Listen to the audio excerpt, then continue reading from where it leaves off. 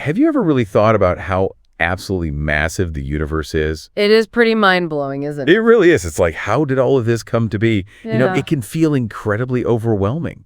You're trying to even wrap your head around it. It's definitely a question that's fascinated people, like, forever. It has. And that's actually what we're going to be diving into today, this whole idea of the creation of the universe. Okay. But we're going to be looking at it through a really interesting lens. Okay. The principles of Sanchara and Pratisain cara. Interesting. And luckily, we have some great sources that lay out a really detailed picture of how this all works and how everything kind of unfolds outward and eventually comes back. Uh-huh. And what I find so compelling about this is it's not just this like dry mechanical process. Right. It actually brings in consciousness. It talks about the journey of consciousness as like a key part of this whole cosmic dance. I like that. Yeah. So our goal today is to really break down Sanchara and Pratisain cara for you. Okay. And understand, how they work and how they lead to the creation of the universe, and hopefully pull out some like really fascinating and maybe even mind-bending insights along the way. Sounds good. Let's do it. So where do we even begin with this? Well, the foundation of all of this lies in the concepts of Purusha and Prakriti. These are like the two fundamental aspects of reality from which everything else emerges. Okay, Purusha and Prakriti, those sound pretty important. Yeah, they're pretty key. Can you unpack those a little bit more for us? Sure. So Purushottama, that's described as the macrocosmic nucleus. It's like pure consciousness, pure awareness, also called Siddhi Shakti. And you can kind of think of it as the ultimate witness. Okay. Like it's there, witnessing everything that exists. And it's like the conscious counterpart to the whole objective universe. I see. But here's the thing. This pure consciousness by itself, in its unmanifested state, it doesn't actually create, it needs Prakriti to like activate that potential. So if Purushottama is like pure potential, then Prakriti is what like sets everything in motion. Exactly. Like the engine. Yeah, like the activating force. You got it. Prakriti is described as the inherent tendency of Purushottama. It's like almost an inseparable attribute. Like the sources use this comparison of fire and its heat. Okay. Can't have one without the other. Right. Similarly, Purusha and Prakriti, they're distinct in theory, but like in reality, they're totally linked within Brahma. The manifested universe. Okay. Exactly. So you can't have like the essence without its inherent nature. Exactly. So then what is Prakriti? Well, it's not just like one single thing. Okay. It's actually made up of three fundamental principles. Okay. And these principles, they're constantly interacting. And these principles are called Sattva, Raja, and Tamas. Sattva, Raja, Tamas. I feel like I've heard these before in different contexts. Yeah, they come up a lot in different Eastern philosophies. So how do they actually work in this framework? Yeah, how do they play out here? Okay, so sattva, that's the principle of sentience. So it's like the source of that pure I feeling, like the awareness of being. Okay. Then you have raja, that's the mutative principle. So it's the dynamic energy that transforms that initial I into the I am the doer feeling. Okay. So it's all about action and change. And then finally you have tamas, that's the static principle. Okay. And that's the force that kind of leads to that feeling of I have done, like I've completed something. It represents inertia, stability, but also that tendency towards the concrete in the material. So Prakriti is really the interplay of these three forces constantly interacting. So it's like this dance between awareness, action, and the consequences of the action. Exactly. You got it. A constantly moving equilibrium. Exactly. And the sources actually talk about this state called Nirguna Brahma. Okay. And in this state, the active expression of Prakriti appears to be dormant, although the potential's still there. Right? It's like a constant hum beneath the surface. Okay. This leads to this inherent tension between these forces. And eventually they form this triangle of energy surrounding Purusha. And at this stage, Purusha is often referred to as Shiva, with Prakriti as Shivani. A triangle of forces in tension. I love that image. Yeah. So that's like the beginning. Yeah, like the very foundation. So how does Sanchara, the actual process of creation, kick off? So Sanchara, it emerges from a vertex of that triangle. So the resultant of those three forces of Prakriti, right? Okay. And the Purusha, the consciousness that's located there at that vertex, is now known as Shambhu. Shambhu, the starting point. Exactly. And from there, Sanchara is defined as this outward movement. Okay. From Purushottama, now in this new form as Shiva, it moves from the subtle to the crude. It's continuous. Okay. Never ending. Okay. So from Shambhu, it's this constant ripple that expands outwards. Okay. So it's always diversifying. Exactly. It's always moving away from that singularity. Okay. But you mentioned earlier that the vertices of the triangle were dominated by the static principle. Yeah. So how does it overcome that initial inertia? That's a really good question. So while it's starting at this point, dominated by tamas prakriti, it's inherently sentient. Okay. It has this expressive force that overcomes that initial inertia, and it imparts that pure I feeling to Purusha. And this stage is known as Mahatattva, the cosmic I. Okay. And the sources actually describe this as the first bondage of Purusha. Bondage. That sounds kind of negative. Yeah, I know, but it's not meant in like a, harsh way. Yeah. It's more like a necessary limitation. Okay. A first step away from that absolute consciousness. So like a stepping down. Yeah, the first differentiation. Okay. And what's the next step in this process? So as sanchara continues, the sentient prakriti becomes more dominated by the mutative principle, so that's raja, due to all these internal interactions. And this increase in raja gives rise to this feeling of a second subjectivity. Okay. And the cosmic I, it evolves into the cosmic doer I, Okay. which is called aham tattva. Aham tattva. Right. And here, the bondage, the influence of prakriti on purusha, it becomes more pronounced. Okay. But it's still within the realm of subjective experience. So no concrete entities have emerged yet. Okay. So you have this dawning sense of agency at a cosmic level. So the I am acting is emerging, but still no tangible reality. Not quite yet. That transition happens when the static principle, tamas, starts to really exert its influence. Okay. So aham tattva, it becomes objectified. Okay. And this more concrete stage is called siddha.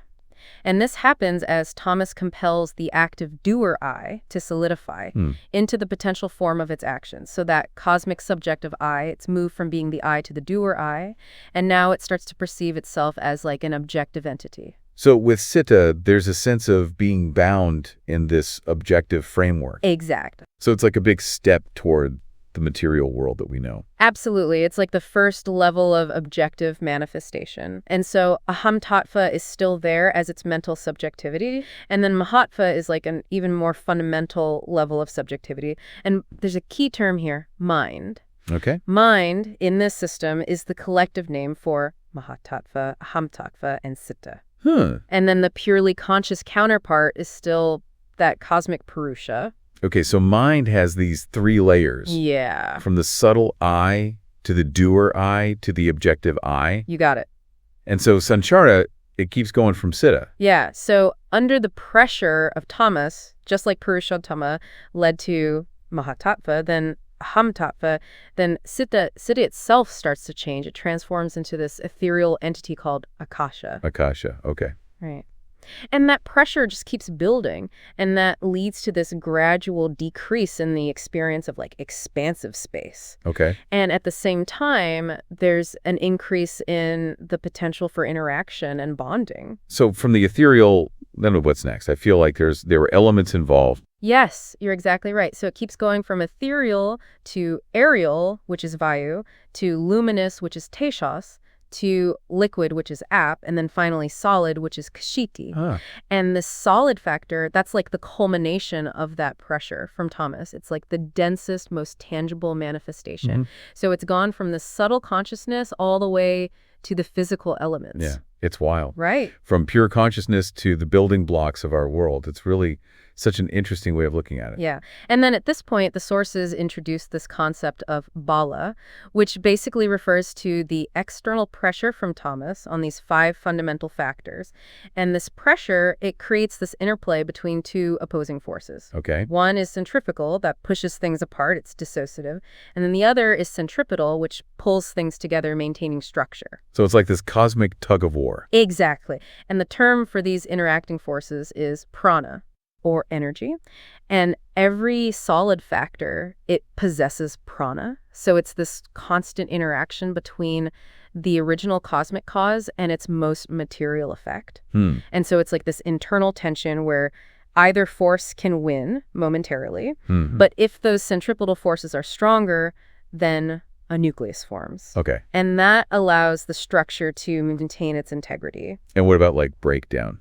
Okay, so even when the structure's holding together, there can be areas where the centrifugal forces are stronger, Okay. leading to dissociation. And we experience that as wear and tear. Uh-huh. And to compensate for that, in living organisms, there's this thing called prana, Okay. which is vital energy. It's a collection of 10 vayus, which are like crucial life forces. But for prana to really work, there needs to be a suitable environment. So life needs the right conditions, It does. not just the building blocks. Exactly. So what happens when those conditions aren't there, when things break down? Right. So then you have what's called genus feta, which is structural dissociation. Okay. And that happens in inanimate or decaying matter. So without the right environment, that ongoing pressure from time, it just breaks down the structure. And this can happen, relatively quickly or over long periods of time. Okay. But the key point here is that this dissolution, this negative sanchara, as it's called, where things break back down to the 5 elements, it doesn't go back to the level of siddhi. So it's not a complete reversal. So it's going backwards, but only to a point. Exactly. And that's because if it went back further, that would mean that ahem tattva, that cosmic doer, would be withdrawing its thought. And that would essentially mean the end of the universe. Wow. Okay. So it's more like a rearrangement of the existing thought waves. So negative sanchara is a change of form, but not a complete annihilation. Exactly. That's an important distinction. So sanchara, it's this outward process, but even when things disintegrate, there's still that underlying persistence. Yeah, you get it. So that's sanchara. Yeah. This outward journey. And the Source emphasizes that this whole evolution, it's not finite. Right. It's eternal, driven by this creative urge. There's no thermal death of the universe. Right. It's just constant becoming. Yeah. It's a beautiful way of looking at it. It is. Okay, so we've talked about sanchara. Let's shift gears and talk about the return journey, Pratisain cara. Okay. So Pratisain cara, that's the opposite of sanchara. It's a synthetic inward movement. So it goes from the crude to the subtle and eventually culminates in that reabsorption into Purushottama. So it's the many going back to the one. Exactly. But the sources point out that it's not a simple reversal of sanchara. Right. It's not just rewinding. Right. So what makes it different? It's actually propelled by different dynamics. Okay. So remember those internal forces, pranawai? Yeah, the ones that maintain the structure. Right. So those forces, they arise from the tension between that external pressure and the internal cohesion. Right. Okay. And they play a really important role in starting and guiding this inward journey. So how does that physical tension translate to a mental or spiritual return? Well, when portions of a physical structure are transformed into more subtle factors because of this friction, Okay. that leads to the emergence of what's called unit mind or microcosm. So individual awareness Exactly. arising from the refinement of matter. You got it. And what's really fascinating is that there's this inherent similarity between this new unit mind and the cosmic mind. They both have intellectual and superphysical capacities. And in these early stages of Pratisain cara, that intellectual aspect of the unit mind, it actually guides the physical activities of prana. So mind, it arises from matter itself. It does. It's not like it's imposed from the outside. Right. And the Ananda Marga philosophy, it actually agrees with materialists on this point, but it goes even deeper by tracing it back to that ultimate origin in Purushottama. So it's a cyclical journey. Consciousness becomes matter. Yeah. And then through Pratisain cara, matter refines back towards consciousness. Exactly. That's the idea. Okay.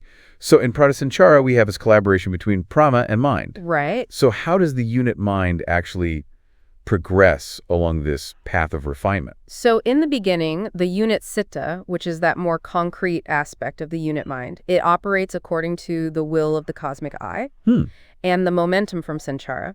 But as it progresses, the force of Vidyamaya, that's like a cosmic attraction, it starts to draw the unit citta towards Purushottama. Vidhamaya, a pull back to the source. Exactly. And the source even connects this to biological evolution. Okay. How so? So the evolution of life, from simpler organisms to more complex ones, it's attributed to that increasing reflection of Purushottama on the unit mental plate. And this reflection causes what's called psychic dilation. Psychic dilation. Which is basically an expansion of the psychic body, leading to more mental abilities. It's like consciousness is growing. It is, and there are three main forces that drive this expansion. Okay. There's physical force from physical interactions, there's psychic force from interactions within the psychic sphere, Okay. and then spiritual force, which comes from that longing for the great, that yearning to go back to the source. Okay. And this mental expansion, it then leads to changes in the physical body. Right. So they have to adapt. Exactly, to adjust to those higher psychic demands. And that explains why we see more complex structures, like intricate glandular systems in more evolved organisms. So mind and body, they're constantly influencing each other in this process of refinement. Yeah, totally. But the source also mentions ego and will developing in the unit theta. Right. And that sounds pretty significant. It is. It's a really crucial stage. So as the unit city becomes more refined, it develops self-awareness. It realizes its own I-ness, which leads to ego and will. And this newfound independence, it allows for self-directed movement, but it also introduces the possibility of negative Pratisain cara. So moving away from the source. Exactly. Like moving toward inertia and crudeness if the will is misdirected. And this stage where there's conscious ego and choice, that's what the source calls the human being. Okay. So free will enters the picture. Yeah. And that means there's a potential for both progress and going backwards. It does. So then how does the macrocosm's will interact with this newfound individual will? So in humans, those thought waves of the universal consciousness and the individual consciousness, they're interacting in all these complex ways. The macrocosm, it exerts its influence both directly and indirectly, but individuals, they have the power to make their own choices. Right. So it's not like before where it's all just following that cosmic plan. Exactly. Now there's this capacity for both harmonious cooperation and independent action. And sometimes even going against that flow of Pratisain cara. And that's where that attraction to material things comes in. Yeah. That can lead to that negative Pratisain cara. It can. So those accumulated experiences and tendencies from past lives, they can create this strong pull towards those material desires. And the idea is that the mind takes the form of what it focuses on. Right. So if you're constantly focused on the physical and the mundane, that can lead to a cruder psychic projection and a tendency to be drawn towards a less refined physical form in future existences. Potentially even going backwards to like plants or even inanimate matter. Yeah. Wow. Okay, so that's kind of a sobering thought.